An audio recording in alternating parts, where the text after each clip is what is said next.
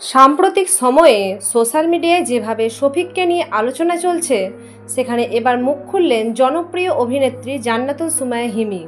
তিনি সরাসরি কোনো ভিডিওতে না এলেও ঘনিষ্ঠ সূত্রে জানা গেছে, হিমি বলেছেন শফিকের ঘটনায় যা ঘটেছে সেটা নিয়ে সমাজে অনেকে বাড়াবাড়ি করছেন।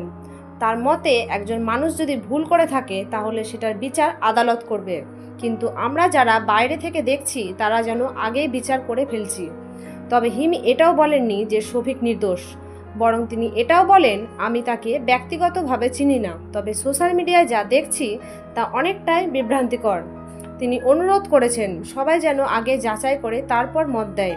এদিকে নেট দুনিয়ায় অনেকেই বলছেন হিমির এই মন্তব্য শফিকের পক্ষে গিয়েছে, আবার কেউ বলছেন এটা একদম ব্যালেন্স কথা, যাতে কোনো দিকেই হুমকি তৈরি না হয়। এই বক্তব্য ঘিরে হিমির নামেও নতুন করে ট্রেন্ড শুরু হয়েছে। শফিক বর্তমানে কঠিন সময় পার করছেন, এটা নিশ্চিত, তবে কারা পাশে থাকছে আর কারা পিছন থেকে সমালোচনা করছে তা এখন ধীরে ধীরে প্রকাশ পাচ্ছে। এই মুহূর্তে আপনি কি ভাবছেন? হিমির এই মন্তব্য কি শফিকের প্রতি সহানুভূতির ইঙ্গিত? কমেন্টে জানান আপনার মতামত। ধন্যবাদ।